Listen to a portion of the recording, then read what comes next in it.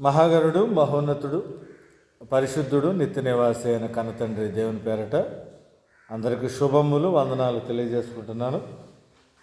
ఈరోజు కూడా ఒక ప్రాముఖ్యమైన సంగతిని మనం ఆలోచన చేద్దామండి. క్యారెక్టర్ స్టడీ అంటే బైబిల్లో కొంతమంది వ్యక్తుల యొక్క క్యారెక్టర్, అంటే వాళ్ళు మంచివాళ్ళ చెడ్డవాళ్ళ. మంచివాళ్ళు అయితే తమ మంచితనాన్ని ఎలా నిలబెట్టుకున్నారు, ఒకవేళ చెడ్డవాళ్ళు అని అనుకుంటే దాని యొక్క పర్యవసానాలు ఏంటి ఇత్యాది విషయాలని ఆలోచించేదే క్యారెక్టర్ స్టడీ, అంటే వ్యక్తి పరిశీలన.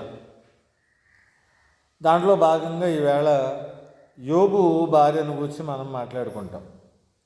గతంలో ఎప్పుడో చెప్పాను, మరి ఎంతవరకు గుర్తుందో నాకు తెలియదు, కానీ గుర్తున్న వాళ్ళైతే ఇప్పుడు నేను అడుగుతున్న ఏదైనా మాటకి మీరు ఆన్సర్ చేయొచ్చు, లేదంటే కనుక సావధానంగా విని ఆలోచించండి, ఆలోచిస్తూ వినండి. ఎందుకంటే బైబిల్కి సంబంధించిన ఏ మాట అయినా ఏ ప్రసంగమైనా ఎవరో చెప్పటం విని వెళ్ళిపోవటం అనేది కాకుండా అది మన జీవితాలకి ఎలా అప్లై అవుతుందో చూసుకోవాలి. ఒకవేళ అలాంటి పరిస్థితులే మనకొస్తే మనం ఎలా ప్రవర్తిస్తామో చూసుకోవాలి, బేరీజు వేసుకుంటూ ఉండాలి, ఎప్పటికప్పుడు బ్యాలెన్స్ జరిగిపోతూ ఉండాలి. సరే, మనలో మన మాటగా మీకు ఒక ప్రశ్న: యోబు భార్య మంచిదా చెడ్డదా? ఎందుకు మంచిదైంది? దేవుని దూషించి నువ్వు చచ్చిపో అన్న ఆవిడ మంచిదా? చూద్దాం, వాక్యంలోకి వెళదాం. ఏదో ఎవరో చెప్పారని మనమేం కన్విన్స్ అవ్వాల్సిన అవసరం ఏమీ లేదు. ఎవరో మంచిది అని చెప్పినా మనం నమ్మక్కర్లేదు, చెడ్డది అని చెప్పినా నమ్మక్కర్లేదు. చూడాలి, అసలు కాజెస్ చూడాలి, వాటి యొక్క అది ఆపేసాను మంచిది. మనం అన్ని పరిశీలన చేయాలి. ఒకసారి యోబు గ్రంథం 2వ అధ్యాయం 6 నుంచి 10 వచనాల వరకు చదువుకుందాం. చూడండి, యోబు గ్రంథం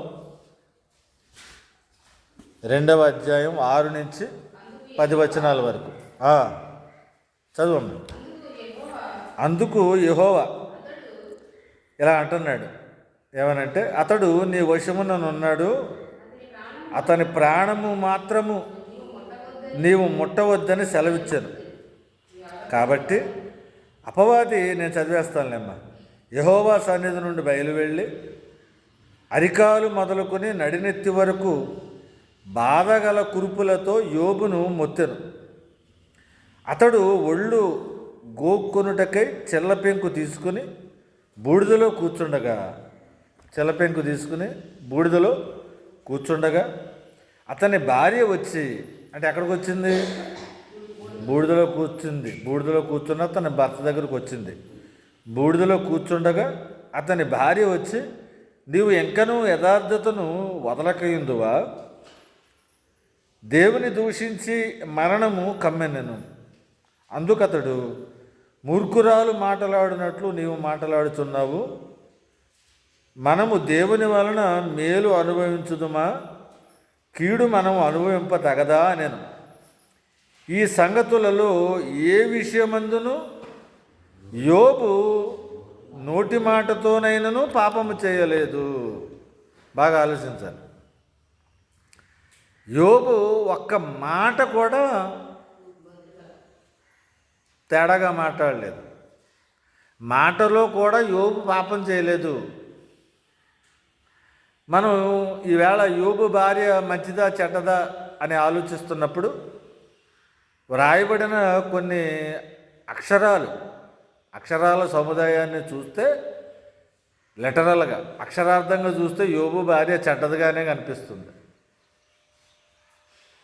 అవునా కదా? అంటే లిటరల్గా ఆలోచిస్తుంది. మీకు వాక్యం తెలిసిపోయి ఆల్రెడీ విన్నారు కనుక మీరు ముందే కన్విన్స్ అయిపోకండి, ఆలోచిద్దాం. ముందు అక్షరార్థంగా ఎలా ఉంది, అక్షరాల ప్రకారంగా చూసుకుంటూ యోబు భార్యని మంచిది అంటారా చెడ్డదంటారా? ఎవరైనా తెలివైన వాళ్ళు చెడ్డది అంటారు. ఎందుకంటే దేవుని దూషించు అనే మాట, దేవుని దూషించి నువ్వు చచ్చిపో, నువ్వు మరణమైపో అనే మాట. ఇదేంటండి? భర్త చావు ఎవరైనా కోరుకుంటారా? భార్య కోరుకోరు. అలాంటిది ఈవిడేంటి భర్త చావు కోరుకుంటుంది, పైగా భర్త చావు కోరుకోవటమే కాదు దేవుణ్ణి దూషించమంటుంది అనేది మనుషులకి ఏమైపోయిందంటే ఆవిడ చెడ్డది అనుకోవడానికి ఎత్తిన చేయి అయిపోయింది. తర్వాత ఇంకొక కారణం ఏంటంటే, రెండవ కారణం యోబు భార్య చెడ్డది అని అనుకోవటానికి కిందకు వచ్చేటప్పటికి ఈ సంగతులలో ఏ విషయమందును యోబు నోటి మాటతోనైనాను పాపం చేయలేదు అన్నాడు.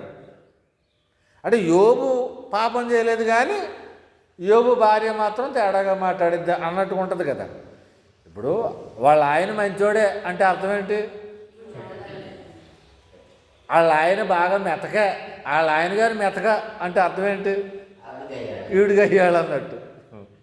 ఇప్పుడు ఎలా క్రియేట్ అయిందంటే, యోబు ఒక మాటతో కూడా పాపం చేయలేదు అన్నందుకు, అయితే ఈయన మాటలో కూడా ఈయన పాపం చేయలేదు అన్నాడు కనుక ఆవిడ మాట్లాడింది పాపమై ఉంటుంది అనే డెసిషన్కి వచ్చేసారు మన వాళ్ళు. చూసారు, ఒక మనిషిని అపార్థం చేసుకోవటం ఇక ఎవడో చెప్పక్కర్లేదు, ఏమీ ఇచ్చి నేర్పక్కర్లే. ఇది అంటే ఇక్కడ రెండు కారణాలు ఉన్నాయి. ఒకటి, డైరెక్ట్గా యోబు భార్య మాట్లాడిన మాటను బట్టి ఆవిడ చెడ్డది అని అనుకునే పరిస్థితి ఉంది. రెండవది, యోబు మాటలో కూడా తప్పు రాలేదు, యోబు మాటల్లో కూడా తప్పు లేదు అని అన్నప్పుడు అయితే దేవుడికి యోబు మాటల్లో తప్పులు కనపడలేదని అన్నాడు కనుక యోబు భార్య మాట ఆయనకి నచ్చలేదేమో అని అనిపిస్తుంది.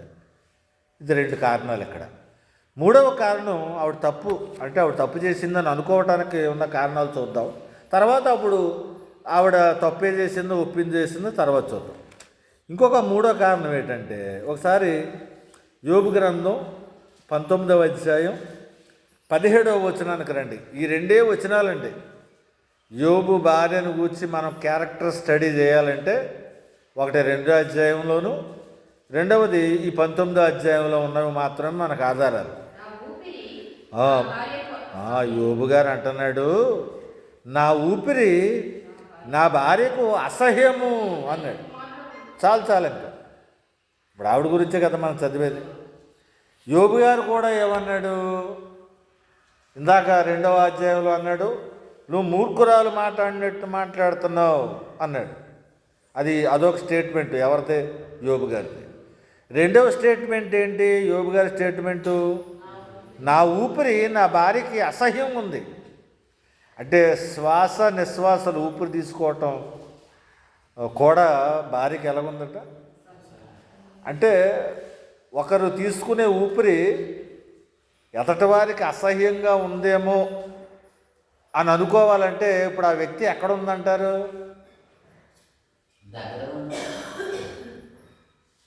ఆవిడ కూడా దగ్గరే ఉంది.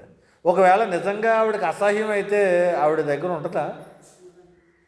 ఒక వ్యాధిగ్రస్తుడి దగ్గర, శరీరం అంతా కూడా వాసన వస్తున్న ఒక ఆయన దగ్గర భార్య దగ్గరే ఉండి ఆయన శ్వాస తగిలేంత దగ్గరగా ఉంది అంటే ఆవిడ మంచిదైతే ఉండగలదా, లేకపోతే దుర్మార్గురాలు అయితే ఉంటుందా? ఆలోచించాలి. అంటే ఎక్కడైతే కేసు ఫైల్ అయిందో అసలు అక్కడే ఆవిడ మంచిదని కూడా ఉంది, మనకు తెలియట్లేదు ఆవిడకే. ఇందాక 2వ అధ్యాయంలో కూడా ఓ మాట చూపిస్తాం తర్వాత వచ్చేటప్పటికి. ఎక్కడైతే ఈవిడ మీద కేసు ఫైల్ అయిందో అక్కడే ఈవిడ మంచిదని ప్రూవ్ చేయొచ్చు. మరి ఈవేళ ఎందుకండి ప్రపంచం అంతటా కూడా చాలామంది 80% క్రైస్తవ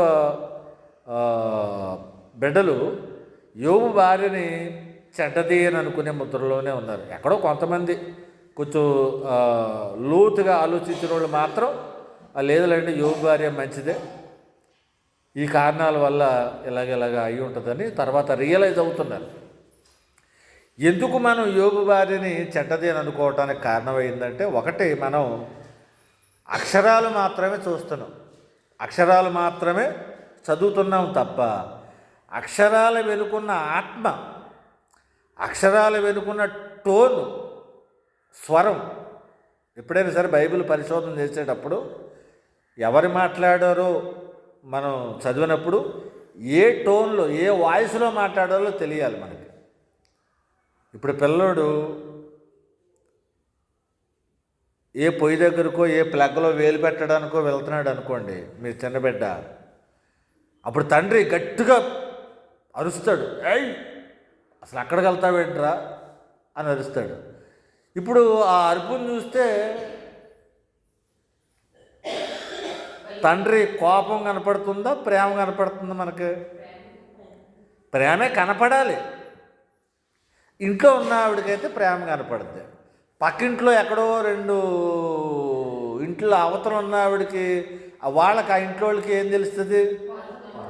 వీడు అస్తమానం ఇంట్లో పిల్లల మీద అరుస్తమే తప్ప, అరుస్తే వీడు అరవటమే వీడి పని అన్నట్టుగా మాట్లాడతారు. అంటే మనం ఆ ఇంట్లో ఉంటే కనుక నిజంగా కంటితో చూస్తే ఆ కేక వెనుక తండ్రి ప్రేమ మనకు అర్థమవుతుంది. ఒక ఇల్లు దూరమైనా అక్కడ జరిగిన సీన్కి క్వైట్ ఆపోజిట్గా మనకు అర్థం తేడా వచ్చేస్తుంది. బాగా ఆలోచించండి. అంటే ఇప్పుడు మనం కూడా బైబిల్లో వ్రాయబడిన ఇన్సిడెంట్స్ మనకు క్లియర్గా అర్థం అవ్వాలంటే మనం కూడా ఎక్కడ ఉండాలి? ఆ సిచ్యువేషన్లో ఉండాలి, ఆ మనుషులలో ఉండాలి, ఆ మనుషుల పరిస్థితుల్లో ఉండాలి. అప్పుడు మాత్రమే అక్కడ ఏం జరిగింది, ఎలా జరిగింది, పైకి వినిపిస్తున్న మాట ఏంటి, లోనున్న స్వరం ఏంటి. ఇప్పుడు పైకి వినిపిస్తున్న మాట ఎలాగుంది? నువ్వు యథార్థాన్ని విడిచిపెట్టవా, దేవుని దూషించి నువ్వు చచ్చిపో అన్న మాటే కనపడుతుంది తప్ప ఆ మాట వెనక కోపమే ఉందా, ప్రేమ ఉందా, ఆక్రందన ఉందా అనే సంగతి మనకి అర్థం అవ్వట్లేదు. ఎందుకంటే మనం 2 ఇండ్లు దూరం కాదు, కొన్ని వేల సంవత్సరాల దూరంలో ఉన్నాం మనం. కనుక ఈవేళ మనకు అర్థం అవ్వాలంటే అక్కడికి వెళ్ళిపోవాలి. అందుకనే మీరు ప్రకటన గ్రంథం చదివేటప్పుడు యోహాను గారికి దేవుడు ప్రత్యక్షాన్ని ఇస్తున్నప్పుడు నువ్వు ఇక్కడికి వచ్చాయి అంటాడు. ఎక్కడికి? పరలోకానికి వచ్చేసి అంటాడు. ఎక్కడి నుంచి చూడు. ఇదేంటండి ఎక్కడి నుంచి చూడటానికి? ఇప్పుడు భూమి మీద ఉండి చూడటానికనే పరలోకానికి వెళ్ళి చూడటానికి ఏమైనా తేడా ఉంటుందా? అంటే దేవుని మనసు నీకు తెలియాలంటూ నువ్వు ఎక్కడుండి మాట్లాడకూడదు. దేవుని సన్నిధికి వెళ్ళిపోయి దేవుని ప్లేస్ దగ్గర నుంచి చూస్తూ మాట్లాడితే అప్పుడు దేవుడు కోపపడ్డా, ఎందుకు కోపడ్డాడో తెలుస్తుంది. దేవుడు ప్రేమ చూపిస్తే ఎందుకు ప్రేమ చూపిస్తున్నాడో తెలుస్తుంది. కనుక దేవుని మనసు అర్థమైపోవాలంటే మనం దేవుని దగ్గరికి వెళ్ళిపోవాలి. మీకు ఇంకా కొంచెం క్లారిటీగా అర్థం అవటం కోసం ఇప్పుడు ఒక ఖైదీ ఉన్నాడు అనుకోండి. ఆ ఖైదీ యొక్క హృదయ కండిషన్ మనకు అర్థం అవ్వాలంటే ఇంటికాడ కూర్చొని ఏసీ గదిలో కూర్చొని కాలు మీద కాలేసి కూర్చొని టిఫిన్ తింటా, స్నాక్స్ తింటా ఒక ఖైదీ గురించి మాట్లాడమంటే సరిగ్గా అర్థం చేసుకోగలవా? ఓ ఖైదీ యొక్క హృదయ వేదన నీకు అర్థం అవ్వాలంటే నువ్వు కూడా వెళ్ళు, చెరసాల దగ్గరికి వెళ్ళు. అసలు చెరసాల అంటే ఎలాగుంటుందో చూసి మాట్లాడు. అలాగే ఒక పేషెంట్ యొక్క బాధ నీకు అర్థం అవ్వాలంటే నువ్వు ఇంటి దగ్గర ఏదో హంస తూలిక ఏదో కల్ప మీద అంటారు, అలాగా డబుల్ బెడ్డెడ్ లేకపోతే ఏదో ఒక రేంజ్లో నువ్వు మెత్తని పరుపుల మీద పరుండి నువ్వు హాస్పిటల్ బెడ్ మీద ఉన్న పేషెంట్ కండిషన్ గురించి మనం మాట్లాడమంటే మాట్లాడగలవా? మాట్లాడలేము. అలాగే ఉపవాసం చేయాలి, ఎలా చేయాలి, ఉపవాసం చేయటం అనేది ఎలాగా అనేది చెప్పాలనుకున్న ఒక దైవజనుడు నిజంగా వీడు కూడా ఉపవాసం ఉండి ప్రసంగం చేస్తే కరెక్ట్గా చెప్పగలడా? బాగా పీకల దాకా తినేసేసి ఉపవాసం గురించి ప్రసంగం చేస్తే చెప్పగలడా? ఏదైనా ఒక విషయాన్ని నువ్వు గైడ్ చేయాలన్నా, జడ్జి చేయాలన్నా ముందులో దాన్ని ఫేస్ చేయాలి, నువ్వు దాన్ని అనుభవించాలి. అందుకనే హెచ్కేలు ఏ ప్రసంగం చెప్పినా ఆ ప్రజలకు వస్తుంది అని అనుకున్న ఆ ప్రమాదం ముందు ఈయన్ని ఫేస్ చేయించి ఆ కష్టాన్ని ఈ హెచ్కేలను అనుభవింపజేసి అప్పుడు నువ్వు వెళ్ళి వాళ్ళకి ప్రకటించాలి అని చెప్పేవాడు. ఎవరు? దేవుడు. కనుక ఈవేళ యోబు భార్య విషయంలో మనం మిస్అండర్స్టాండింగ్ చేసుకోవటానికి కారణం ఏంటంటే ఆ పరిస్థితికి వెళ్ళి మాట్లాడలే. కనుక ఇప్పుడు మనం ఒక్కొక్క మాట మనం రియలైజేషన్ చేద్దాం. మొదటి పాయింట్, యోబు భార్యను సరిగ్గా అర్థం చేసుకోవటానికి ముందు మనం తెలుసుకోవాల్సిన సంగతి ఏంటంటే, యోబు భార్య చెడ్డది, యోబు మంచోడు, యోబు మాత్రమే సహనశీలి అని అనుకుంటున్నాం కదా.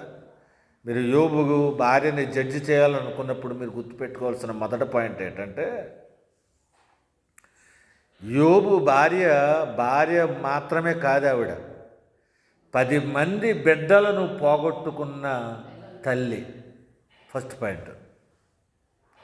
మీరు యోబు భార్యని ఏదో భార్య ప్లేస్లో ఉండి చూస్తున్నారు అంతే, అలా వచ్చినట్టు, ఈయన అలా పడున్నట్టు, ఆవిడ ఇసుకుమోతుగా చూసినట్టు, సావరాదా అన్నట్టు అనుకుంటున్నారు తప్ప, ఓ 10 మంది బిడ్డల శవాలను ముందు పెట్టుకుని గొళ్ళమని గోలబెట్టి ఆక్రందన చెందిన తల్లిగా మీరు ఆవిడని ఊహించుకోగలిగితే యోబు భార్య చెడ్డదే అని అనలేరు మీరు.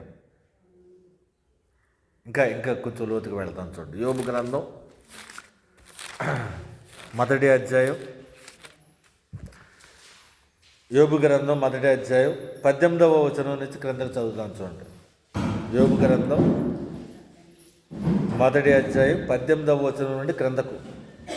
అతడు మాట్లాడుచుండగా వేరొకడు వచ్చి, ఒక ఆయన చెప్తున్నాడు, నీకు పశువుల నష్టం వచ్చింది, లేకపోతే నీ ఆస్తి నష్టం అయిపోయింది, ఇలాగ అపహరించుకుని వెళ్ళిపోయారు అని కొన్ని నష్టాల గురించి, ఆస్తికి సంబంధించిన నష్టాల గురించి చెప్తున్న వేళ వీడు చెప్తూనే ఉన్నాడు, ఇంకొకడు పరిగెత్తుకొచ్చి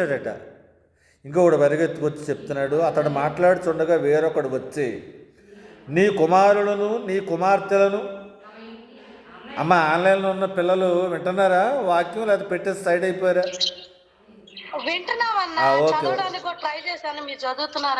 ఓకే, అవును నేనే చదువుతానమ్మా, మీరు వినండి శ్రద్ధగా, అంతే.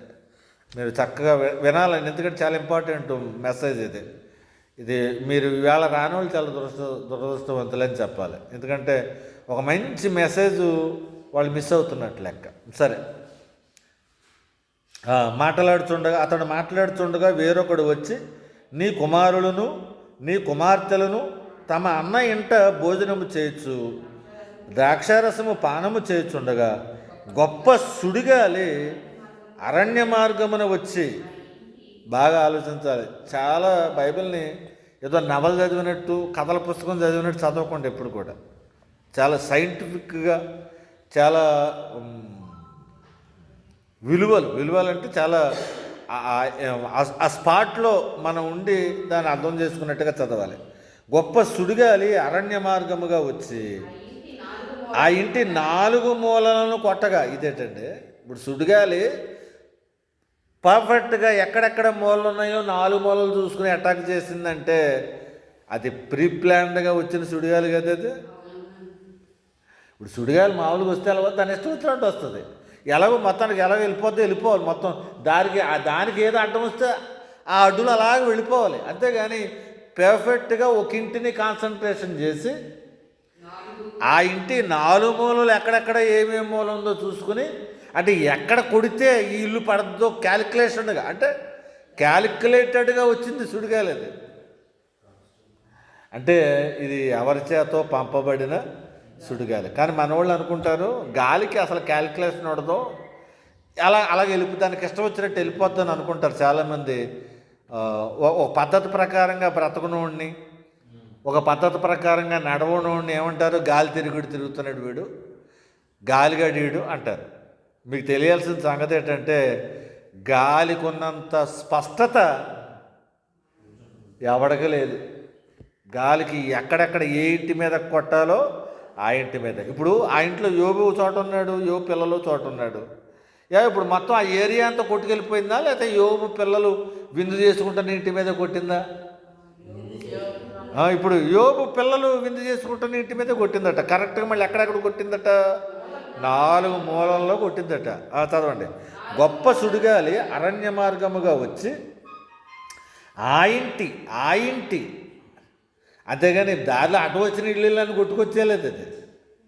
కరెక్ట్గా 10 మంది 10 ఏళ్ళు ఉన్నాయనుకోండి, ఆ 10 ఇంటి మధ్యలో ఉందనుకోండి. ఇప్పుడు ఈ ఈ అన్న ఇల్లు అంటే యోబు పెద్ద కుమారుడు అయి ఉండొచ్చు బహుశా. ఆ ఇంటి 4 మూలల మీద కొట్టిందట. వేరే ఏ ఇంటిని కూడా చిన్న ఆకు కూడా ఎక్కడ డిస్టర్బ్ అవ్వలేదన్నమాట. అర్థమైందా? అంటే దేవుని చేత జరిగే కార్యక్రమాలు అలాగే ఉంటాయి. పౌలు శీలలను జైల్లో పెట్టినప్పుడు భూకంపం వచ్చింది. భూకంపం వస్తే ఆ గోడలు పైన టాపు పడిపోద్దా, లేకపోతే గోడలు పైన టాప్ అంతా బాగా ఉండి తాళాలు ఊడిపోతాయా? విచిత్రం కదండి. కనుక దైవికమైన ఇన్సిడెంట్స్ ఇవి. ఇప్పుడు మీరు ఈ ఇన్సిడెంట్ జాగ్రత్తగా ఆలోచించండి. చనిపోయేది దానికి నీకు తెలియజేయటకు నేను ఒక్కడనే తప్పించుకొని వచ్చి ఉన్నానెను. అప్పుడు యోబు లేచి తన పైవస్త్రమును చెప్పుకొని తల వెంట్రుకలు గొరిగించుకొని నేల మీద సాష్టాంగపడి నమస్కారం చేశాను అన్నాడు. అంటే ఇక్కడ యోబు వెర్షనే రాస్తున్నాడు, ఎక్కడ రాసినా. ఇప్పుడు మీరు ఆలోచించండి. తల్లి వెర్షన్ మనం ఆలోచిద్దాం. ఎందుకంటే అక్కడ ఇన్ఫర్మేషన్ తక్కువ ఉంది కనుక ధ్యానం ఎక్కువ చేయాలి. మనం ఎక్కువ ధ్యానం చేస్తేనే కానీ మనకి దొరకదు. ఇప్పుడు మొదటి మాట యోబు భార్యని మనం భార్య గురించి ఆలోచిస్తున్నప్పుడు ముందు ఆవిడని కేవలం ఒక భార్యగే కాకుండా ఎలా చూడమని చెప్పాను? 10 మంది బిడ్డలను పోగొట్టుకున్న తల్లిగా, 10 మంది బిడ్డలను పోగొట్టుకున్న తల్లిగా మీరు ఇమాజిన్ చేసుకోండి ఒకసారి. ఒక అతను వచ్చాడు, అమ్మ మీ కుమారుడు ఇంటి దగ్గర మీ పిల్లలందరూ కూడుకుని ఉన్నారు కదా, సడన్గా సుడిగాలు వచ్చేసి 4 మూల మీద కొట్టింది, చచ్చిపోయారు అమ్మ అని అనగానే ఫస్ట్ అప్పటికే ఆస్తి అంతా పోయింది అనే మాట వినపడింది. ఇంతలోనే బిడ్డలు అందరూ ఒకే చోట ఉన్నారు. ఏదో కొంతమంది ఇద్దరే ఉన్నారు, ఆ ఇంట్లో ఒక్కడే ఉన్నాడు, రెండో ఓడే మూడో ఓడే ఒకడేని కాదు, అక్కడ మొత్తం పిల్లలందరూ అక్కడే ఉన్నారు. ఇప్పుడు మీరు ఆలోచించండి, ఆ పడిపోయినప్పుడు ఆ పడిపోయిన శిథిలాల మధ్య నుండి ఒక్కొక్క శవాన్ని లాగుతున్నప్పుడు ఒక తల్లి ఆక్రందన మీరు ఆలోచించాలి. ఇంకా కొంచెం డీప్గా మాట్లాడతాను చూడండి. వాళ్ళు ఏం చేస్తుండగా వచ్చిందట ఈ సుడిగాయలు వచ్చి చనిపోయిందట అంటే, అన్న నీ కుమారులను నీ కుమార్తెలను తమ అన్న ఇంట భోజనము చేయొచ్చు, ద్రాక్షారసము పానము చేయొచ్చు. అంటే ఒక బిడ్డని బయటికి లాగారు, ఒక బిడ్డ శవాన్ని బయట లాగేటప్పటికి మీరు ఆలోచించండి. ఒకవేళ నోట్లో పెట్టుకున్న ముద్ద నోట్లోనే ఉంది, బిడ్డ చనిపోయాడు, నోట్లో ఇక నవ్వలేదు, పూర్తిగా నవ్వలేదు, కొన్ని మెతుకులు ఇంకా అలాగా నోట్లోనే పడి ఉన్నాయనుకోండి. ఒక తల్లి ఆ సీన్ చూసి అసలు తట్టుకోగలదా? మీరు ఆలోచించండి. నోట్లో ఉండగానే బిడ్డ చచ్చిపోయాడు.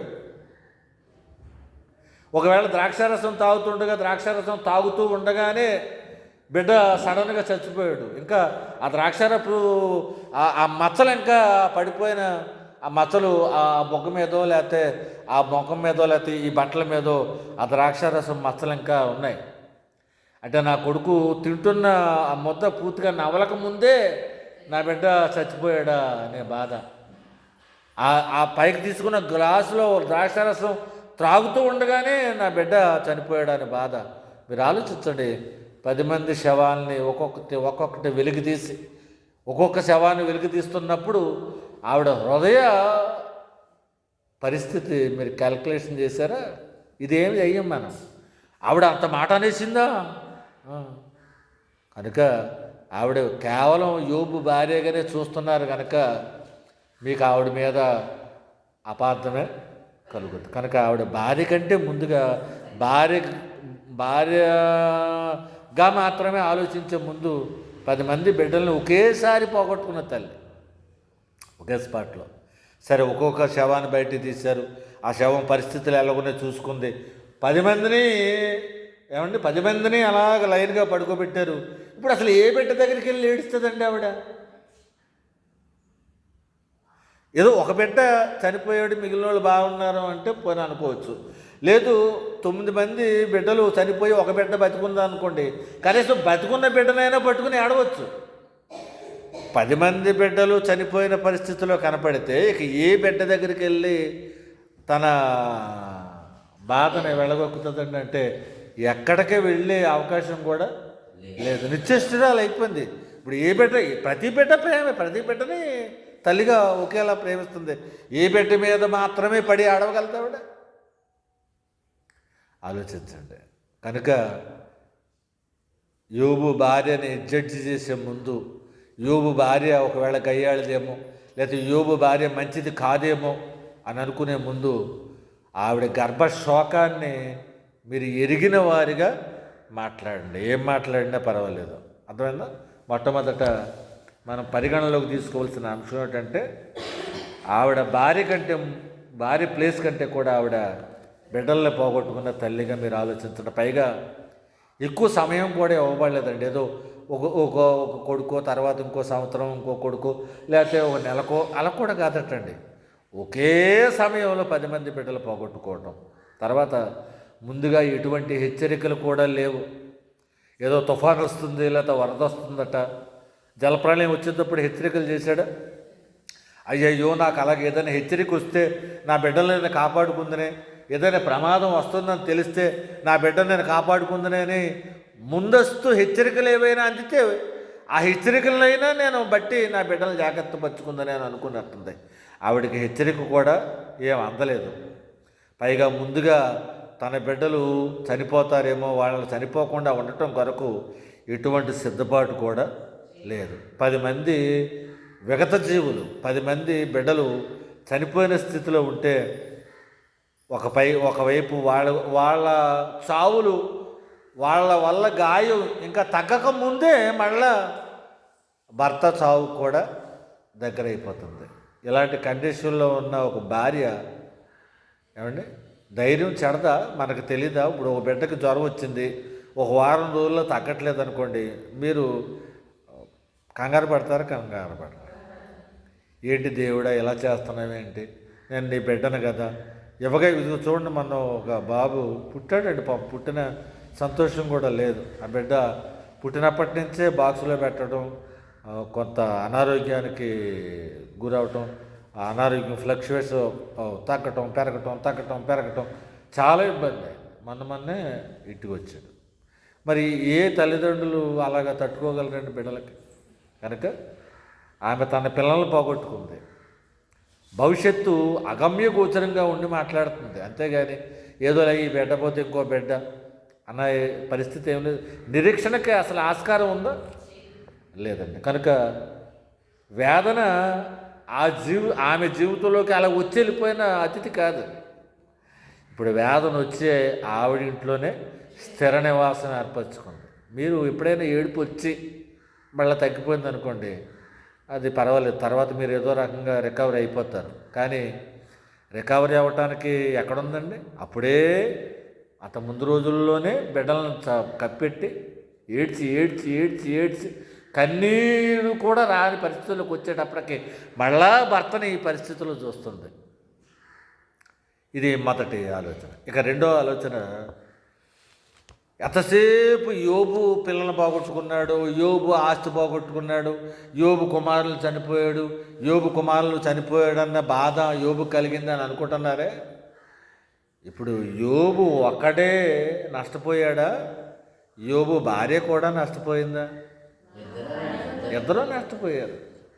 మరి బైబిల్లో యోబు భార్య నష్టపోయింది, యోబు భార్య కూడా విలపిస్తుంది, యోబు భార్య కూడా శోక సముద్రంలో ఉంది. ఈ మాటలేమి లేవు కనుక, ఆవిడ ఏడుస్తున్నట్టుగా ఎక్కడ వ్రాయలేదు కనుక ఆవిడ చెడ్డదాని అర్థమా? ఇప్పుడు అదే కదా జరిగింది. ఇప్పుడు బిడ్డలు చనిపోయారని తెలవగానే యోబు ఏం చేశాడో రాసి ఉంది అక్కడ. యోబు ఏం చేశాడని ఉంది, తన పైవస్త్రం, యోబు లేచి తన పైవస్త్రమును చిప్పుకొని తల వెంట్రుకలు గొరిగించుకొని నేల మీద సాష్టాంగపడి నమస్కారం చేసి ఇట్లా అన్నాడని ఉంది. అంటే యోబు ఇదిగో ఇలాగా తన దుఃఖాన్ని వెళ్ళిపుచ్చాడని రాశాడు కనుక యోబు మంచోడు. యోబు భార్య ఎలా దుఃఖపడిందో రాయలేదు కనుక యోబు భార్య చెడ్డదా? మీరు ఆలోచించండి. ఇక్కడ మొదటి పాయింట్లో ఆవిడ భార్యే కాదు 10 మంది బిడ్డలు పోగొట్టుకున్న తల్లిగా ఆలోచించిన తర్వాత రెండో పాయింట్ మీరు ఆలోచించాల్సింది ఏంటంటే, యోబు అక్కడే నష్టపోలేదు. ఇక్కడ యోబు అక్కడే శ్రమలు అనుభవించట్లేదు. యోబుతో పాటు ఇంకా గట్టిగా మాట్లాడాలంటే ఫ్యామిలీ సెంటిమెంటు మగోడికి ఎక్కువ ఉంటుందా, తల్లిగా ఆడబిడ్డకి ఎక్కువ ఉంటుందమ్మా? బిడ్డల విషయంలో ఇంకా ఎక్కువ ఉంటుందండి, ఇంకా ఎక్కువ ఉంటుంది. కనుక అసలు యోబు విలపించిన దానికంటే కూడా, అంటే మగోడు కనుక కొంచెం స్థిరంగా ఉండటానికి ప్రయత్నం చేస్తాడు. మరి ఇంక అలాంటప్పుడు ఆయనే కంట్రోల్ తప్పిపోయి నేల మీద పడిపోయి తల వెంట్రుకలు గొరిగించుకుని నేల మీద పడి సాష్టాంగపడి బాధపడుతున్నాడంటే మరి యోబు భార్య నిలబడి హ్యాపీగా ఉందండి. కనుక యోబు భార్యని మనం తప్పుగా ఆలోచించడానికి కారణం ఏంటంటే, పడిన బాధలన్నీ యోబే పడ్డాడు, యోబే నష్టపోయాడు, యోబుకే వచ్చినాయి అని అనుకుంటున్నారు తప్ప, ఇప్పుడు గొర్రెలు చచ్చిపోయినాయి, ఆ నష్టం యోబుదేనా? యోబు భార్యది కాదా? ఒడ్డెలు చచ్చిపోయినాయి, ఆ నష్టం యోబుదేనా? యోబు భార్యది కాదా? పిల్లలు చచ్చిపోయారు, ఆ నష్టం ఆ బాధ యోబుదేనా? యోబు భార్యది కదా. కనుక ఇక్కడ బైబిల్లో రిటర్న్గా వర్డ్స్ కొన్ని యోబు భార్య కూడా బాధపడింది అనే మాటలు లేని కారణాన యోబు బాధపడాలని రాశాడు. కనుక యోబు అక్కడే నీతిమంతుడు, యోబు భార్యకు ఆ బాధ లేదన్నట్టుగా వాళ్ళు ఏం చేశారంటే డిసైడ్ అయిపోయారు. కనుక ఒక బిడ్డ గురించి, ఒక ఆమె గురించి ఇన్ఫర్మేషన్ లేనంత మాత్రాన, ఇప్పుడు ఎవరి గురించి అయినా సరైన ఇన్ఫర్మేషన్ లేనంత మాత్రాన ఆవిడ చెడ్డది అనేసుకుంటావేంటి? నువ్వే అక్కడ ఇంకా ఎక్కువ ఆలోచించాలి. ఇన్ఫర్మేషన్ ఉన్న యోబు గురించి ఆలోచించడం కంటే ఇన్ఫర్మేషన్ తక్కువ ఉన్న యోబు భార్య గురించి ఇంకా ఎక్కువ ఆలోచించాలి నువ్వు. అది దేవుడిచ్చిన వివేచన నీకుంటే. ఇప్పుడు ఇన్ఫర్మేషన్ యోబు గురించి ఎక్కువ ఇన్ఫర్మేషన్ రాసేస్తాడు. ఒక ఉత్తరంలో యోబు ఒక భర్త గురించి ఎక్కువ ఇన్ఫర్మేషన్ రాశాడండి, భార్య గురించి రెండు లైన్లే ఉన్నాయి. ఇప్పుడు మనం ఎక్కువగా డీటెయిల్స్ ఉన్న వాళ్ళ గురించి ఎక్కువ ఆలోచించాలా, తక్కువ డీటెయిల్స్ ఉన్న వాళ్ళ గురించి ఎక్కువ ఆలోచించాలా మనం? కానీ మనం ఏం చేస్తున్నామంటే ఆలోచించడం ప్రక్కన పడేసి చెడ్డోళ్ళు అపార్థం చేసుకోవడానికి మాత్రం ముందుకొచ్చేస్తాం. కనుక రెండవ సంగతి ఏంటంటే, యోబు ఒక్కడే నష్టపోలేదు.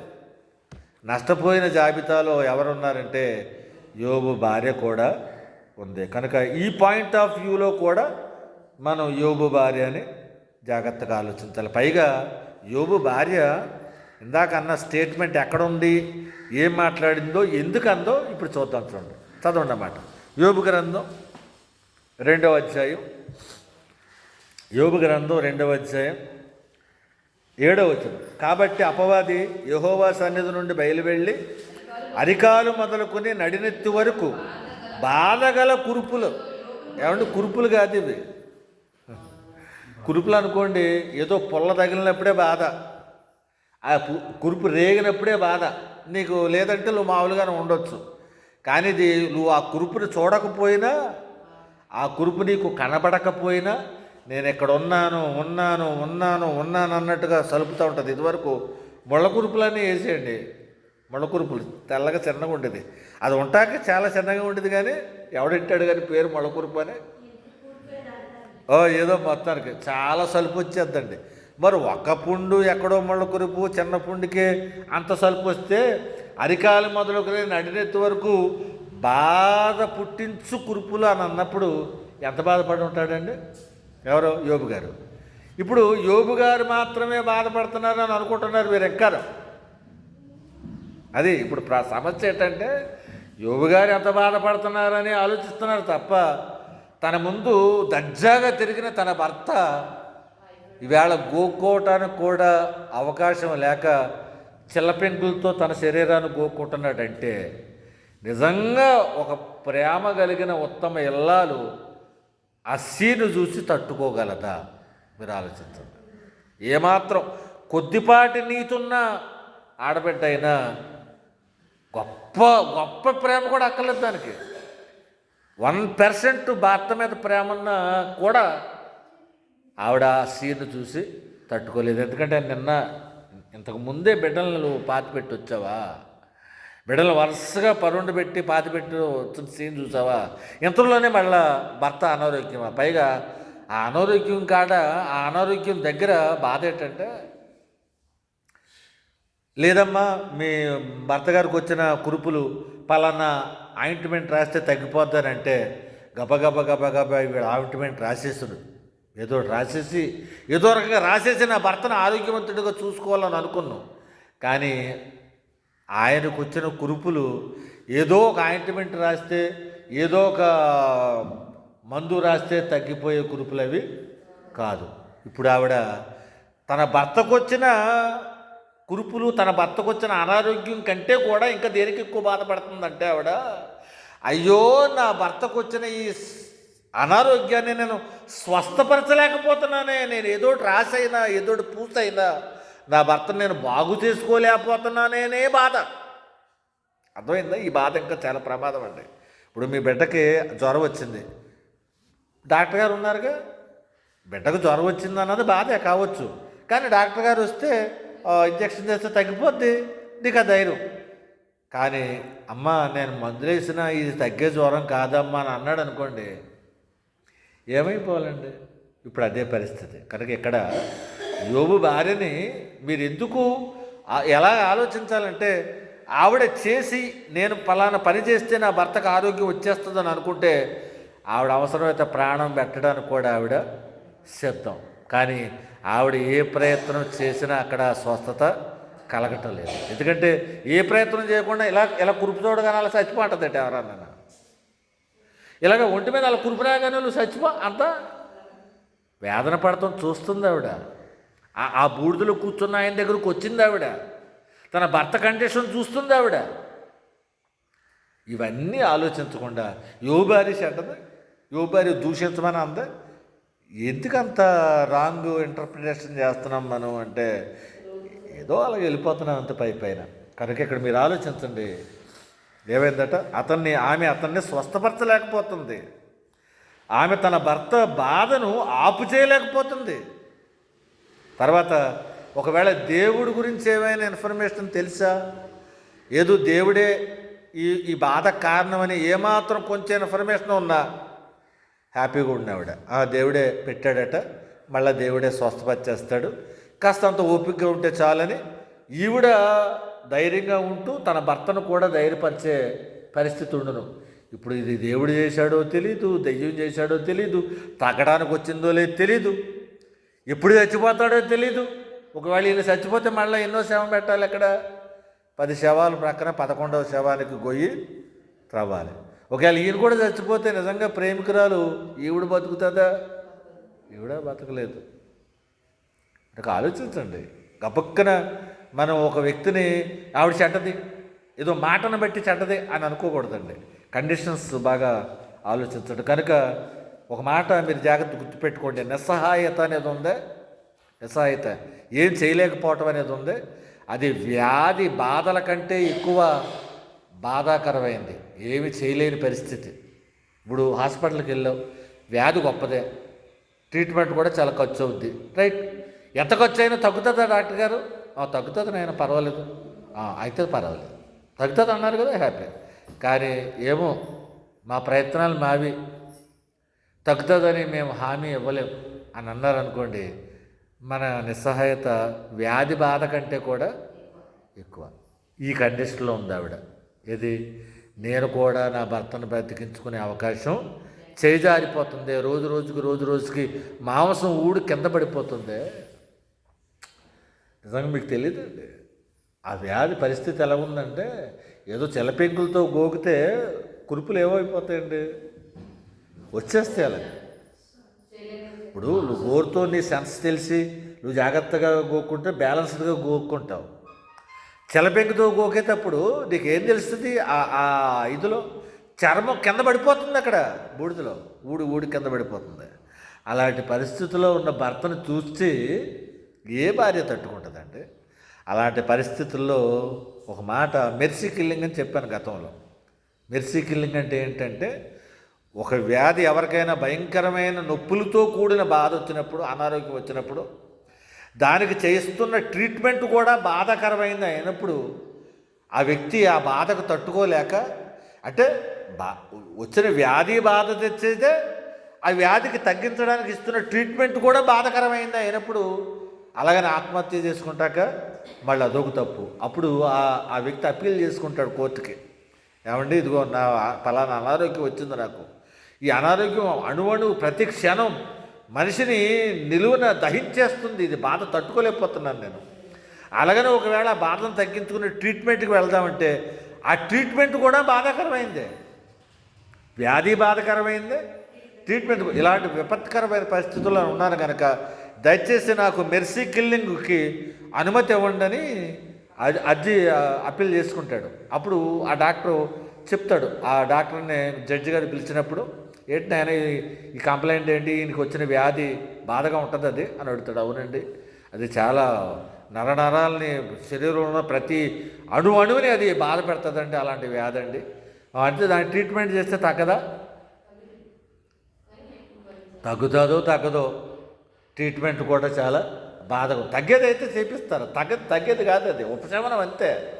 ఆ ఉపశమనాన్ని ఇవ్వాలనుకునే ట్రీట్మెంట్ కూడా ఎలాగుంది, బాధాకరమైంది. మరి అతను మెర్సీ కిల్లింగ్ అడిగాడయ్యా, ఇవ్వచ్చు అంటే ఇవ్వచ్చు సార్, నిజంగానే తట్టుకోలేకపోతున్నాడండి బాధ అని. అప్పుడు డాక్టర్ గారు సర్టిఫై చేస్తే డాక్టర్ గారి మాటను బట్టి, పేషెంట్ యొక్క మాటను బట్టి ఇతడు మెర్సీ కిల్లింగ్కి ఒప్పుకుంటున్నానని సైన్ చేస్తే అప్పుడు ఏదో ఒక ఇంజెక్షన్ చేసి ఏదో చేసి ఆ బిడ్డ నెమ్మదిగా చనిపోవటానికంటే, బ్రతుకులో నెమ్మది లేనప్పుడు కనీసం నా భర్త చావులోనైనా నెమ్మది చూడాలనుకుందా ఇల్లాలు, ఆవిడ మంచిది కాదంటారా?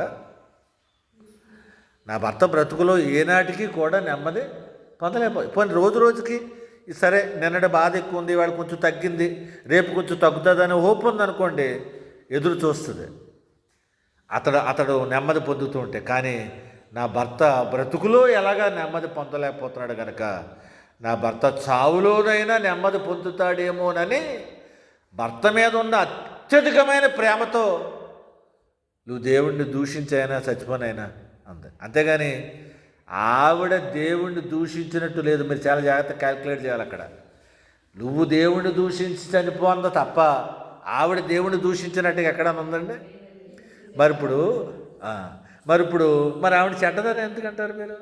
లేదు, ఆవిడే దేవుడు దూషించేస్తుంది అని అన్నారు అనుకో, అప్పుడు మనం బాధపడాలి. నువ్వు దూషించి చచ్చిపో అంటే దేవుడు దూషిస్తే చచ్చిపోతారు అన్నంత వరకు ఆవిడకి అర్థమైంది. అంటే ఆవిడకి దేవుడు అంటే ఏంటో తెలుసో తెలియదు, ఆవిడకి తెలుసు. దేవుడు అంటే భయం తెలుసు, దేవుడితో వ్యవహారం ఎలా ఉంటుందో తెలుసు. నువ్వు దేవుణ్ణి దూషించి చనిపో అని అంటుందంటే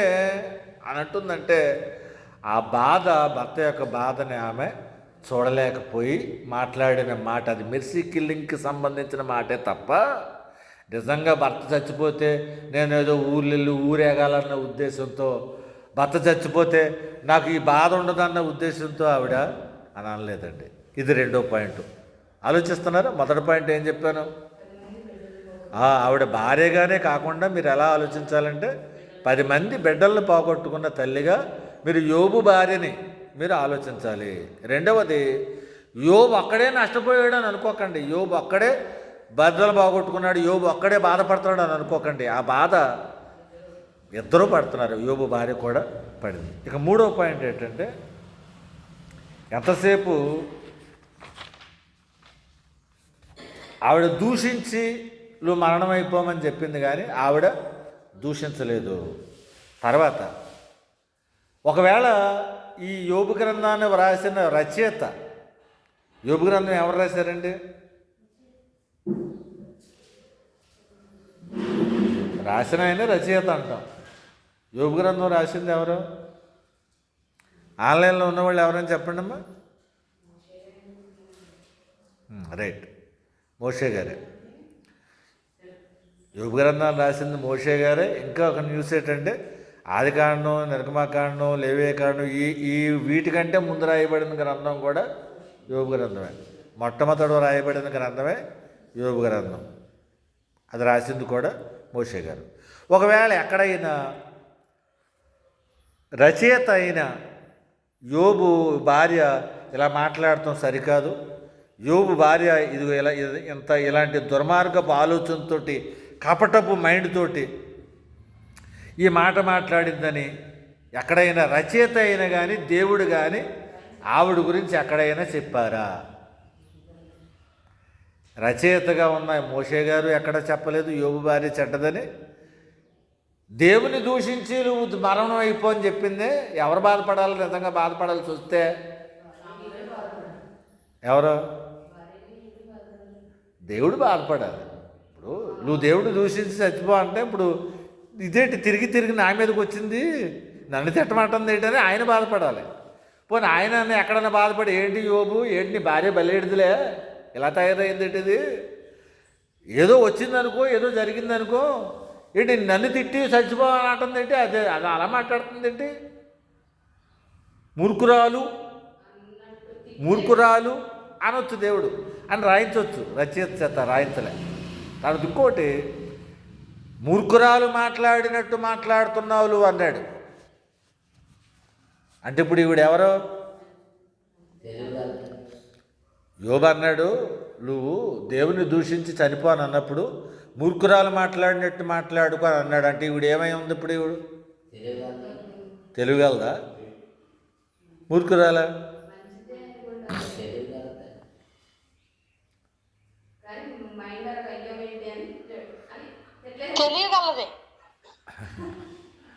మీరు తెలివితేటలుగా చెప్తున్నారు ఆన్సర్, అది కాదు. అక్కడ ఆ భాష ప్రయోగం చూడండి. మూర్ఖురాలు మాట్లాడినట్టు మాట్లాడుకో అన్నాడు, అంతేగాని నువ్వు మూర్ఖురాలు అని అనలేదు. అది అర్థమవుతుందా? మూర్ఖులైతే అలా మాట్లాడతారు, కానీ నువ్వు మూర్ఖురాలు కాదులే, కానీ మూర్ఖురాలులాగా మాట్లాడకు అని అన్నాడు. అంటే ఇప్పుడు మూర్ఖురాలు కాదు, మంచిది. నువ్వు మంచిదాను కదమ్మా, ఎందుకు నోరు అలా పారేసుకుంటావు? అంటే ఇప్పుడు భార్యని నువ్వు మంచిదానివే కానీ ఎందుకు కోపంలో ఎవరో మూర్ఖురాలు మాట్లాడినట్టు మాట్లాడుతున్నావు? ఇప్పుడు భర్త భార్యను తిడుతున్నాడు, నువ్వెందుకు దేవుణ్ణి ఎరగనటువంటి వారిగా మాట్లాడుతున్నావు అంటే ఇప్పుడు ఇవిడ ఎరిగినావిడే ఎందుకు నీ రెప్యుటేషన్ పాడు చేసుకుంటున్నావు అని అర్థం. మూర్ఖురాలు మాట్లాడినట్టు మాటకు నువ్వు మంచిదానివే కదా, ఉన్న మంచిదానాన్ని ఎందుకు మాటతో పాడు చేసుకుంటున్నావు అంటున్నాడు. ఇప్పుడు యోబు తన భార్యని మంచిదానిగా సర్టిఫై చేశాడా లేదా? కానీ పైన అలా చదువుకు వెళ్ళిపోయిన వాళ్ళకి ఏమంటుంది, మూర్ఖురాలు మాట్లాడినట్టు మాట్లాడుతూ అన్నాడు కాబట్టి అది మూర్ఖంగా మాట్లాడింది. మూర్ఖురాలు అని అనలేదు అక్కడ, మూర్ఖురాలు మాట్లాడినట్టు మాట్లాడుతున్నాడు. తర్వాత ఇందాక ఒకతను చూపించాను, ఏంటి 19వ అధ్యాయంలో నా భార్యకు నా ఊపిరి అసహ్యం అని అన్నాం కదా. మరి ఈ మాట ఏంటండి, యోబు గారు మరి భార్య గురించి ఇలాగ అన్నాడు కదా అని అనొచ్చు. ఇదేంటంటే నా ఊపిరి నా భార్యకు అసహ్యం అంటే ఈయన ఊపినని ఇది, నా భార్యకి నా ఊపిరి అసహ్యం అవుతుందేమో, చెప్పుకోలేకపోతుందేమో బయటికి అని ఈయన అభిప్రాయపడ్డాడు తప్ప గ్రంథకర్త కానీ, దేవుడు కానీ, బైబిల్ రాయించిన పరిశుద్ధాత్మ దేవుడు కానీ ఎక్కడ కూడా యోబు భార్య మూర్ఖురాలని కానీ, యోబుని చూసి యోబు భార్య అసహించుకుంటుందని కానీ దేవుడు చెప్పలేదు, పుస్తకాన్ని వ్రాసినైనా చెప్పలేదు. భర్త అనుకుంటున్నాడు ఇలాగా, నా భార్య అసహించుకుంటుందేమో అని అనుకున్నాడు. అది భర్త ఒపీనియన్. భర్త ఒపీనియన్ 100 అనుకుంటాడు, అవన్నీ నిజమా? కనుక మనం అక్కడ మాట చూసారు ఎలాగ ఆలోచిస్తున్నాము. చక్కగా ప్రతి మాటను మీరు చాలా జాగ్రత్తగా చదవాలండి, బైబిల్ అంత ఈజీ ఏం కాదు. ఇప్పుడు ఎన్ని పాయింట్లు అయినాయి? 3 పాయింట్లు అయినాయి. 3వ పాయింట్కి వచ్చింది మా చెల్లి. ఇప్పుడు 4వ పాయింట్కి వెళ్దాం. ఇప్పుడు ఎంతసేపు ఈ కేసు స్టడీ చేసేటప్పుడు ఎంతసేపు ఆవిడ ఎలా మాట్లాడింది అని అంటున్నావే, ఆవిడ మాట్లాడిన మాటనే తీసుకుంటే అదే పట్టుకుని ఎలాడుతున్నారే. ఆవిడ చెయ్యనివి చాలా ఉన్నాయి. మనం చేసిందే చూస్తాం, అంతసేపు మాట్లాడిందే చూస్తాం, మాట్లాడనిది చూడం, చేసిన ఒక్క పనే చూస్తాం, చెయ్యనివి చూడం. ఆవిడకి నిజంగా ఎన్ని అవకాశాలు ఉన్నాయో, ఎన్ని అవకాశాలు ఉండి అవి చేయకుండా మానేసిందో. అంటే ఒక ఆమెని మనం జడ్జి చేసేటప్పుడు ఆవిడ చేసిన దాన్ని బట్టి ఆలోచించాలి, చెయ్యని దాన్ని బట్టి కూడా ఆలోచించాలి. ఇప్పుడు ఆవిడ ఏం చెయ్యలేదు అంటే తన భర్తను విడిచిపెట్టి తన పుట్టింటికి పారిపోలేదు. ఇప్పుడు ఆవిడని ఎవరన్నా కాదనగలరా? బిడ్డలు చచ్చిపోయింది, భర్త కూడా చావు బతుకుల్లో ఉన్నాడు, తట్టుకోలేకపోతుంది. ఇప్పుడు ఈ పరిస్థితుల్లో మనం ఇప్పుడు ఈ మోడర్న్ జనరేషన్లో ఉన్న తల్లిదండ్రులు అయితే ఏం చేస్తారో తెలుసు, కూతురికి ఫోన్ చేసి అమ్మ ఎందుకు రోగిష్ఠుడి దగ్గర ఇంకా అక్కడే ఉంటున్నావేంటి? ఆ రోగం నువ్వు కూడా ఎక్కించుకుంటావా? ఆడితో పాటు నువ్వు కూడా చద్దాం అనుకుంటున్నావా? మూటములు చదువుకుని వచ్చి ఆ బంగారం క్యాష్ గట్ట ఏమన్నా తీసుకొచ్చాయి, మనం పెట్టిన ఏమన్నా తీసుకొచ్చాయి, ఆస్తి దస్తావేజులు గట్ట ఏమన్నా చూస్తే ఆడు బతికి బాగుండి మళ్ళీ ఆడు బాగుపడ్డాడని తెలితే అప్పుడు వెళ్తే కనుక కాపురానికి వచ్చాయి అంటారు. మరి అలాగా ఒకవేళ అలాంటి ప్రలోభాలకు లోబడితే యోబు భార్య ఏనాడో వెళ్ళిపోవాలి. వెళ్ళిపోయిందా? మరి అంత కష్టంలో కూడా ఆయన్నే ఆశ్రయించి ఆయన పక్కనే ఉండి ఆయన్నే చూసుకుంటున్న ఆవిడని పట్టుకుని యోబు భార్య చెడ్డదని అంటాక మనకు నోరు ఎలాగొస్తుంది? కనుక మాట్లాడిన మాట ఒకటే మీకు కటువుగా కనపడుతుంది, కానీ ఆ మాట అన్న తర్వాత కూడా ఆవిడ ఎక్కడికి వెళ్లకుండా భర్తకు సేవ చేసింది. ఎక్కడి వరకు చేసింది? మళ్ళా భర్త రికవరీ అయ్యింది, మళ్ళా కాపురం చేసింది, మళ్ళీ 10 మంది బిడ్డలు కనేదాకా భర్తను వదిలిపెట్టకుండా ఉంది ఆవిడ. ఆవిడ యోగ్యురాలు నీతిమంతురాలు కాదంటారా? ఆలోచించండి. కనుక ఆవిడ మాట్లాడిన మాటను బట్టే కాదు, ఆవిడ ఏదైతే చెయ్యలేదో, ఏ అగాత్యానికి పాల్పడలేదో ఆ చెయ్యని వాటిని బట్టి కూడా మనం ఆవిడని మంచితనాన్ని గమనించాలి. ఒకటి, ఆమె యోబును విడిచిపెట్టలేదు. తర్వాత వివాహం యొక్క నియమాన్ని ఆవిడ కాదనుకుని వెళ్ళిపోలేదు, నిలబడింది. తర్వాత భర్త బూడిదలో ఉంటే తాను కూడా బూడిదలోనే ఉంది. ఇప్పుడు నువ్వు బయట ఉండి కరోనా వచ్చిందమ్మా, అప్పుడు కరోనా వచ్చినప్పుడు గవర్నమెంట్ వాళ్ళు ఏం చెప్పారు? ఆ పేషెంట్కి అల్లంత దూరంలో ఉంచి అవసరమైతే ఒక కర్రకి ప్యాకెట్ తగిలిచ్చి ఇడ్లీ ఇవ్వండి, మీరు మాత్రం దగ్గరికి వెళ్ళకండి అన్నారే. మరి యోబు భార్య అలాగే దూరం నుంచి ఇడ్లీ, దూరం నుంచి భోజనం పెట్టిందా? దూరం నుంచి బూడిదలోకి వెళ్ళింది. దేవుడు కూడా ఒక రోగగ్రస్తుడు బూడిదలో ఉంటే ఓకే, కానీ ఒక ఆరోగ్యం కలిగిన ఆవిడ బూడిదలో ఉండాలంటే ఏది బూడిద పూసుకుని కాసేపు ఉండండి, ఎలా ఉంటుంది మీకు? మండుతున్నట్టు ఉంది, అన్నట్టు ఉంది మేము మాట.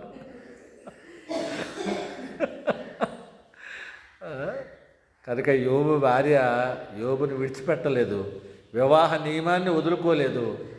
ఆవిడ కూడా యోబుతో పాటు బూడిదలోనే ఉంది. కనుక ఇన్ని చేస్తే ఇవన్నీ వదిలేసి నువ్వు మూర్ఖుడా ఏంటది, నువ్వు దేవుని దూషించి చచ్చిపోన్న మాటే పట్టుకుంటున్నారు తప్ప ఇన్ని సంవత్సరాలు, ఇన్ని నెలలు తన భర్తను విడిచిపెట్టకుండా ఆ అనారోగ్యంలో పారిపోకుండా ఉన్న ఈ విషయాన్ని మాత్రం ఎవరు కూడా గమనించారు. ఎందుకండి మనిషి తప్పు మోపాలనుకున్నప్పుడు చేసిన మంచిని చూడడు, ఏదైతే ఒకటి పట్టుకుంటాడో దాన్ని పట్టుకునే వేలాడతాడు. అంతవరకు నిన్ను ఎంత ప్రేమగా చూసినా ఆ ప్రేమ అంతా వదిలేస్తారు. అదిగో నన్ను ఎంత మాట అన్నావు, ఇక నెత్తి మీద పూనేసినట్టు కూర్చుని ఉంటారు. ఇంకా ఎంతకాలం నిన్ను ప్రేమగా చూసుకున్నది వదిలేస్తావా? 50 సంవత్సరాల నుంచి లేకపోతే 25 సంవత్సరాల నుంచి నిన్ను ఎంత ప్రేమగా చూసుకుంటున్నాడా? ఓటు పట్టుకుని నువ్వు వాడిని రాసి రంపాన్ని ఎత్తేస్తున్నావంటే మరి అది ఎలా ఉంటుందో ఆలోచించండి. కనుక ఎంత సహనశీలో ఆవిడ ఆలోచించండి. కనుక భార్య నోటి మాట చూడకండి, ఆవిడ కండిషన్ కూడా చూడండి. ఆవిడ ఎక్కడ విడిచిపెట్టి వెళ్ళిపోలేదే. విడిచిపెట్టి వెళ్ళిపోతే ఆవిడ కాదని వాళ్ళు ఎవరు ఉన్నారు? పెద్ద మనుషులు ఒకవేళ ఎవరైనా పెద్ద మనిషి అయినా ఏం చెప్తాడండి? ఏం చేస్తుందా ఆడబిడ్డ? బిడ్డలు బాగొట్టుకుంది, భర్త బాధను కళ్ళారు చూడలేకపోతుంది, వెళ్ళిపోక ఇంకేం చేస్తారు? ఎవరైనా ఇంకా అంతకుమించి ఏం అంటారు ఎవరైనా. అలాంటి సిచ్యువేషన్లో కూడా భర్త పక్కనే నిలబడింది. ఇంకొక మాట చెప్పమంటారా? నిలబెట్టుకుంది. యోబు భార్య తను శ్రమల్లో, యోబుతో పాటు శ్రమల్లో, సంతోషంలో ఏ భార్య అయినా చేస్తా సంసారం. సంతకెళ్తే గబగబగా బుట్టనండి ఎంతంత పూలు తీసుకొచ్చేస్తుంది, ఇన్ని పప్పలు తీసుకొచ్చి పెట్టేస్తే అబ్బో మా ఆయన గారు తెచ్చేస్తాడని ఒక సంతోషంగా కాళ్ళు ఊపుకుంటే ఇలాగలో ఊపుకుంటే తింటావే. మరి భర్త శ్రమలో ఉన్నప్పుడు అదే ఊపుడు, అదే సంతోషం ఉంటుందా నీకు? మరి కనుక భర్త సంతోషాల్లో పాలు పంచుకుంది, భర్త శ్రమల్లో కూడా ఆవిడ పాలు పంచుకుంది. ఇవన్నీ వదిలేసి కేవలం అన్న మాట ఒక్కటి పట్టుకుని మీరేమి ఆవిడ జడ్జి చేయకండి. అంటే ఒక వ్యక్తి క్యారెక్టర్ని ఒక మాటను పెట్టి జడ్జి చేయడానికి ఎవడికే సేల్ లేదు. ఇప్పుడు ఎన్ని పాయింట్లు చెప్పానమ్మా? 4 పాయింట్లు చెప్పాను. అంటే ఆవిడ ఏం మాట్లాడిందో కాదు, ఆవిడ ఎలా నిలబడిందో చూడండి. వేదంలో నిలబడింది, మౌనంలో నిలబడింది, ఏమండి, తర్వాత నిరీక్షణ లేనప్పుడు కూడా నిలబడింది. ఇది 4వ పరిస్థితి. 5వ పాయింట్ ఏంటంటే, ఒకవేళ నిజంగా యోబు భార్య చెడ్డది అయితే దేవుడు ఆవిడని ఖండించాలి. దేవుడు ఎవరైనా తప్పు చేస్తే ఏం చేస్తాడు? ఖండిస్తాడు. చూడండి ఒకసారి యోబు గ్రంథం 42వ అధ్యాయం 7వ వచనం చూడండి. యోబు యొక్క స్నేహితుల్ని వాళ్ళు తప్పు మాట్లాడుతున్నందుకే వాళ్ళని గద్దిస్తున్నాడు ఇక్కడ. మరి అదే తప్పు యోబు భార్య మాట్లాడితే దేవుడు గద్దించడా? చూడండి యోబు గ్రంథం 42వ అధ్యాయం 7వ వచనం. యెహోవా యోబుతో ఆ మాటలు పలికిన తరువాత ఆయన తెమానీయుడైన ఎలీఫజుతో ఇలాగో సెలవిచ్చాను. నేను చదువుతాను. నా సేవకుడైన యోబు పలికినట్లు మీరు నన్ను గూర్చి యుక్తమైనది పలుకలేదు గనుక నా కోపము నీ మీదను నీ ఇద్దరి స్నేహితుల మీదను మండుచున్నది అన్నాడు. అంటే యుక్తమైనది మాట్లాడకపోయినా యోబు స్నేహితుల మీద దేవుడు కోపడ్డాడు. చెప్తున్నాడు, నాకు కోపం వచ్చింది, వాళ్ళు యుక్తమైనట్టుగా మాట్లాడలేదు, వాళ్ళు మాట్లాడిన విధానం నాకు నచ్చలేదు అని దేవుడు చెప్పినప్పుడు, ఒకవేళ యోబు భార్య మాట్లాడింది సరైనది కాకపోతే దేవుడు ఆవిడ గురించి కూడా ఏం చెప్పాలి? ఇదిగో యోబు స్నేహితులు అలాగే తయారయ్యారు, యోబు భార్య కూడా అలాగే తయారైంది. యోబు భార్య మాట్లాడటం, ఆ మాట నాకు నచ్చలేదు అని దేవుడు ఖండించాలి. కానీ ఎక్కడైనా దేవుడు ఖండించాడా? అంటే దేవుడు ఆయన మనలాంటి మనిషి కాదు జడ్జి చేయటానికి. దేవుడికి ఏం తెలుసు అంటే, ఆయన పైన డెలివరీ అయిన మాటను కాదు ఆయన చూసింది, ఆ మాట వెనకనున్న ఆవిడ ఆక్రందన చూశాడు కనుక యోబు భార్యని దేవుడేం తప్పుపట్టలే. నువ్వు అందుకని అన్నాను ఇందాక, దేవుని ప్లేసులోకి వెళ్ళి ఆలోచిస్తే దేవుడికి ఎలాగైతే యోబు భార్య ఉత్తమరాలుగా కనపడిందో మనకు కూడా ఉత్తమరాలుగా అప్పుడు కనపడద్ది. అందుకనే యోబు భార్య దేవుని దృష్టికి ఎక్కడ తప్పుగా కనపడలేదు కనుకనే మళ్ళా తిరిగి యోబుకి బిడ్డలు ఇద్దామని అనుకున్నప్పుడు ఆ భార్యకే బిడ్డలు ఇచ్చాడు. ఒకవేళ ఆవిడ చెడ్డతే అయితే ఆవిడని మళ్ళా ఇంకో 10 మంది బిడ్డలుగానే తల్లిగా ఉంచుతాడా దేవుడు?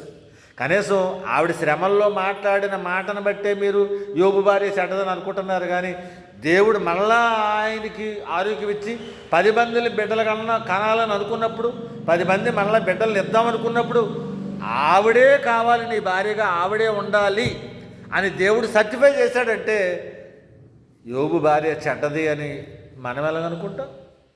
దేవుడికే ఇష్టమైంది ఆవిడే నీకు భార్యగా ఉండాలి. ఎందుకంటే ముందు 10 మంది బిడ్డలు పుట్టి చనిపోయిన తర్వాత కూడా ఆవిడ శ్రమల్లో నీతో పాటే నిలబడింది. కనుక ఈవేళ సంతోషంలో కూడా సమకూర్పులో కూడా మళ్ళీ ఆవిడ నీతోనే నిలబడుతుంది. నిలబెట్టాడు ఎవరో?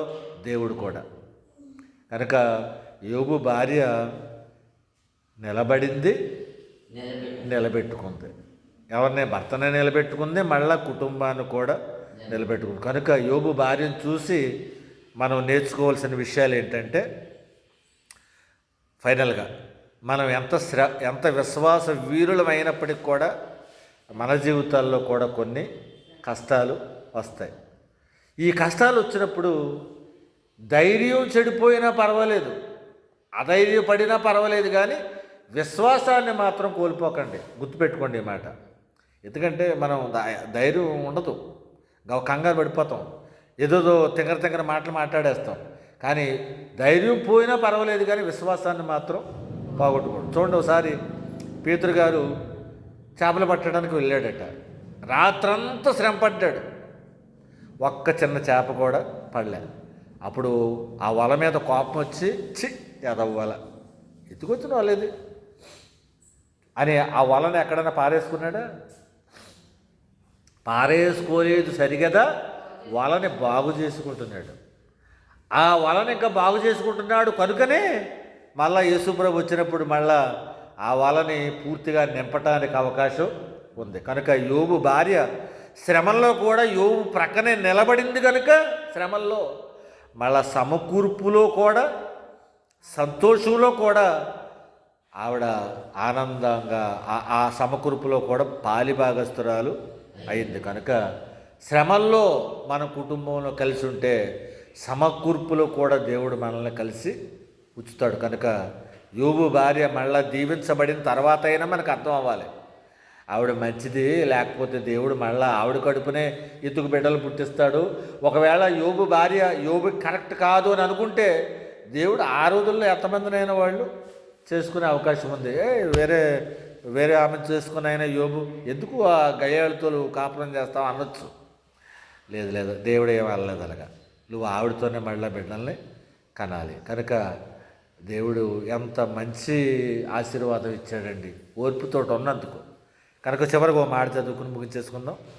యోబు భార్యను చూసి మనం నేర్చుకోవాల్సిన పాఠాలు. 1 తెస్సలోనికైలు 5వ అధ్యాయం. అపోస్తలుడైన పౌలు తెస్సలోనికైలకు రాసిన మొదటి పత్రిక 5వ అధ్యాయం 14వ వచనం చదవండి అమ్మా.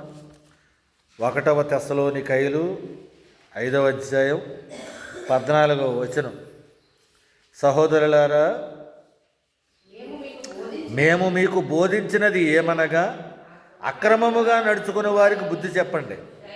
ఎక్కడి నుంచి చూడండి, ధైర్యము చెడిన వారిని ధైర్యపరచండి. ఇప్పుడు ఇక్కడ ఇందాక యోబు గారి భార్యకి ధైర్యం చెడిపోయిందా, విశ్వాసం చెడిపోయిందా?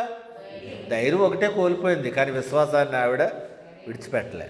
తర్వాత మళ్ళీ ఏమన్నాడు, బలహీనులకు ఊతం ఇవ్వాలి, అంతేగాని ఆవిడ చెడ్డదే అని అనకండి మీరు. ఆవిడ బలహీనపడింది.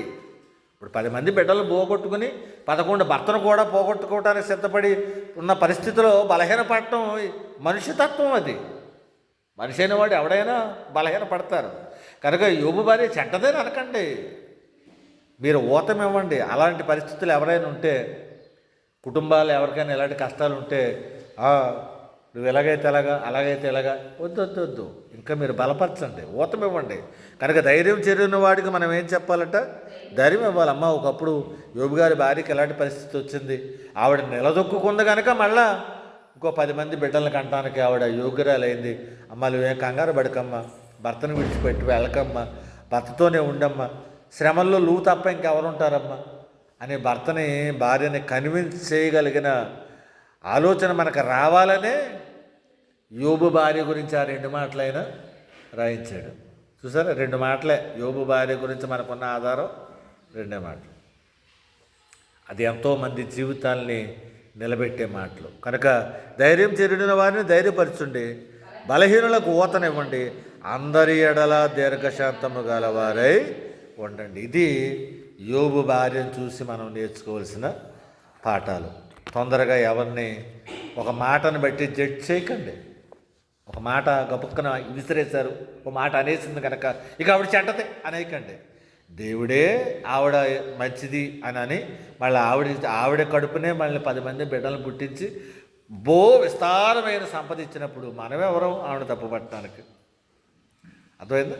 తర్వాత ఒకవేళ ఆవిడ నిజంగా చెడ్డదే అయితే తర్వాత యోబు ఆవిడతో సంసారం చేయగలడా? 10 మంది బిడ్డలు కానీ అంత సమాధానం వాళ్ళ మధ్యన ఉంటుందా? కనుక యోబు భార్య చాలా ఉత్తమరాలు, సర్వోత్తమమైన క్యారెక్టర్ ఆవిడది. కనుక అటువంటి జ్ఞానం కలిగి మన కుటుంబాల్లో వచ్చిన కలతలు, అనారోగ్యాలు, ఇరుకులు, ఇబ్బందులు, అలాగే ఒకవేళ ఎతటి కుటుంబాల్లో ఒకవేళ ఎలాంటి కష్టాలు ఎవరైనా వస్తే వాళ్ళని సమాధానపరచడానికి యోబు భార్య మనకి చక్కని ఉదాహరణ. కనుక ఆవిడ తప్పుడుగా ఇప్పుడు మీరు అనుకోకండి, ఎవరికి కూడా యోబు భార్య చెడ్డదే అని చెప్పనవలసిన అవసరం కూడా మనకి లేదు. చాలా మంచిది అమ్మా, అర్థమైంది అనుకుంటున్నాను. దేవుడు మేము దీవించిన గాక. ఆమేన్.